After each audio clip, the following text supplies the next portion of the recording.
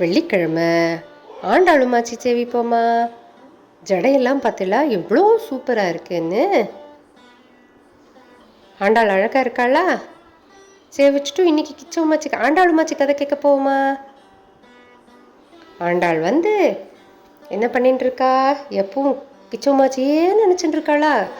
கிச்சவமாச்சி கிச்சவமாச்சி கிச்சவமாச்சி நினச்சிட்டு இருக்காளா?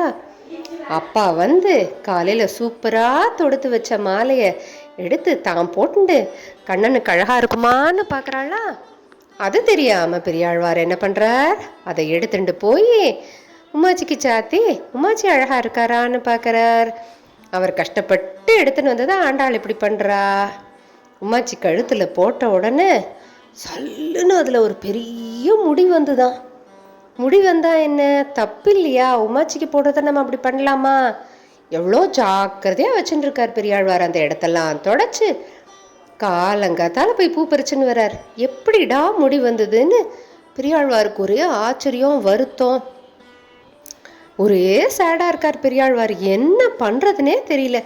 இது எப்படிடா இப்படி ஆறுது அப்படின்னு சொல்லிட்டு பெரியாழ்வார் ஒளிஞ்சிருந்து பார்க்குறாரா. ஆண்டாள் என்ன பண்ணுறா? கிச்சவமாச்சிக்கு மாலை போட்டால் எப்படி அழகாக இருக்கும், அழகாக இருப்பானான்னு அன்னைக்கும் போட்டுன்ட்டு பார்க்குறாளாம். போட்டுன்ட்டு பார்த்த உடனே பெரியாழ்வாருக்கு ஒரே வருத்தமாக போயிடுறதான். நான் இப்படியா கோதை உன்னை வளர்த்தேன், கிச்சவமாச்சி கதை சொல்லி சொல்லி வளர்க்கலையா? உமாச்சிக்கு நம்ம கொடுத்துட்டு தானே எல்லாம் பண்ணணும். இதனால தான் சொல்கிறா, ஆற்றுக்குள்ளே தலைவாரிக்க கூடாது. எங்கே போய் தலைவாரிக்கணும்? ஆற்றுக்கு வெளியில் தலைவாரிக்கணும். அப்போ தான் முடி விழாது. உமாச்சிக்கெல்லாம் பூ வைப்போம் இல்லையா, ஜாக்கிரதையாக இருக்கணும் இல்லை?